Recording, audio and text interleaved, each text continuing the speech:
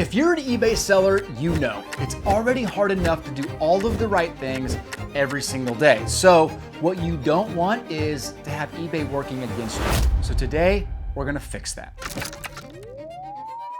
Hey, what's up? My name is Ty Wilson. I host a show called Chasing Cardboard, and I resell tens of thousands of items on eBay every single year. eBay is a grind. You have to be committed in nearly every facet to dominate in your space. It can be done, and this channel exists to help you do that. But today is somewhat of an easy button because I'm gonna show you 7 settings in your eBay seller account that you should turn on or off because more than likely they're impacting your business. Some of these might be completely new to you, so I'll do my best to show you exactly where they are within eBay, and I'll explain how they potentially impact you. In addition, if you want this entire script of this video in an email, click the link below, add your email address, and within minutes, you'll have the entire copy of the transcript with all of the links. Let's dive in. Number 1, turn off automatic returns approval. Many of you probably allow returns, and that's totally fine. I think allowing returns is a good thing, but you're going to get buyers that abuse the system. One of the ways that you can prevent immediate abuse is by disabling the automatic return approval. And it's super easy. Head over to Account Settings, Return Preferences, and simply disable automatic return approval. In the future, if you get returns, manually review them, and more importantly, go negotiate with the buyer on a solution to solve the issue. This setting becomes more valuable as your transactions and your store grows larger. I highly recommend turning off this automatic return setting. Number 2, adjust the combined payment setting. Do you want your buyers to purchase multiple items from you?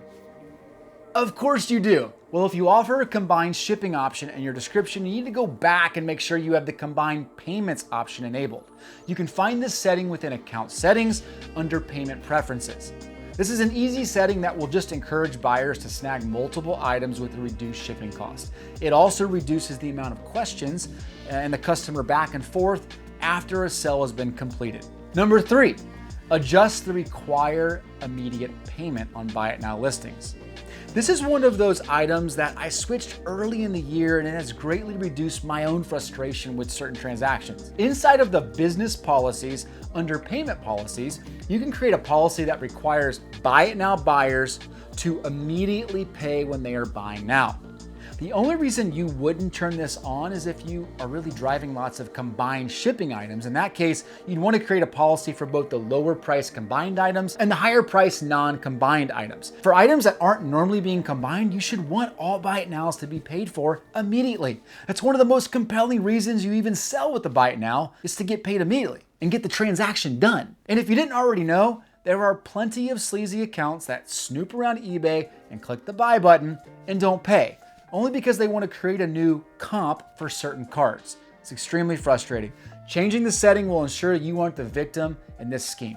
Make that switch, it'll be worth it. Number 4, in a similar vein, I require all of my bidders to provide payment methods before they place a bid or make an offer. Inside of the buyer requirements section, you'll see plenty of options to restrict buyers. Don't think of this as a bad thing. Being more selective over your buyers is better for your business and your sanity in the long run. Under the buyer rules, you'll see a require payment method before bid and another one for offers. Make sure both of these are selected. This will reduce the amount of unpaid item cases, and it'll prevent inventory from sitting in a non-paying bidder category, because I promise that's the equivalent of a death pile. Number 5, turn on automatic cancel for non-payment. Raise your hand if you've had your fair share of non-paying bidders. We all have them, but there is no reason you should have to do more work for a transaction that didn't actually complete. So head over to the awaiting payment preferences and adjust a few settings. First, check the box that says automatically cancel unpaid items. Second, adjust how long buyers wait to 7 or 11 days. Your call here. I generally keep mine at 7 days, and I just send a friendly personal reminder 4 or 5 days in. Third, check the box next to automatically relist items, but only if you're selling 100% fixed price. Otherwise, you're gonna get those automatic relists on your auctions, and they will start your auctions at very awkward times. So be careful there. But after you make those switches, you'll no longer have to worry about the back and forth, the pestering of non-paying bidders. You just let the system work for you, and that's pretty nice. Oh, and if you make this change, be sure to add a little note in your description that says something like, payment required in 7 days, otherwise automatic cancellation will occur. Number 6, this one gets a little touchy because I know that promoted listings are important for exposure, but you have to watch this one closely. Visibility is great, but taking a percentage of fees on top of final value fees only works if it's providing you actual value. So head to the promoted listings dashboard, run some quick analysis and see whether your expenses for the promotions are bringing good enough returns. Any campaign that is underperforming, turn it off. So what does underperformance look like, you might ask? Well, that really depends on what you're hoping for and what you're selling. In this particular account that you're seeing here, I don't sell a lot of fixed price items. So I pay a 2% promotion fee in a campaign to get all of my auctions more visibility. But it's an easy way to justify a fixed price if you click into your campaign and simply look at the sales and look at the ad fees. And if the sales are significantly higher than the fees, it's kind of a no-brainer. In this case here that you're looking at, you see a campaign that cost me $116 and it led to $2,300 in sales. I will take that return any day of the week. But keep in mind, that's not saying these items wouldn't have sold without the promotion. It's simply saying that the promoted exposure generated an impression that led to a view that ultimately led to a conversion or a sale.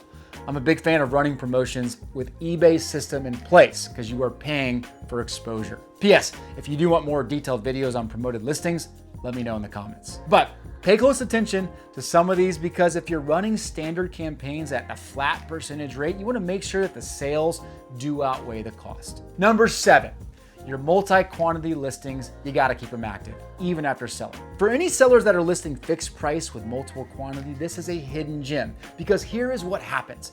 You list a quantity of 10 items. Maybe it's a 1990 Upper Deck King Griffey Jr. And if you're selling them individually, you put quantity 10, you list them, and one by one, you start to sell them until you sell out. Well, by default, that auction will end and will move to closed after you sell the last item. Well, under selling preferences and multi-quantity listings, you'll find this option.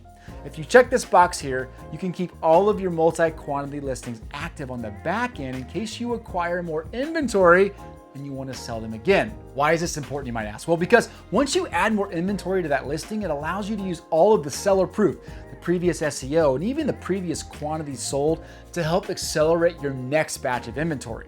There's no reason to start that over every time you add to that inventory of that specific card, that set, or that multi-quantity listing. Keep them active on the back end and then add more inventory when you need it because it's an easy hack that will be super beneficial for you multi-quantity sellers. There are 7 quick settings that you can go adjust right now. Which ones were the most impactful for you? Let me know in the comments. If you want this transcript with all of the links, add your email below and I'll send it to you in seconds. Thanks for watching.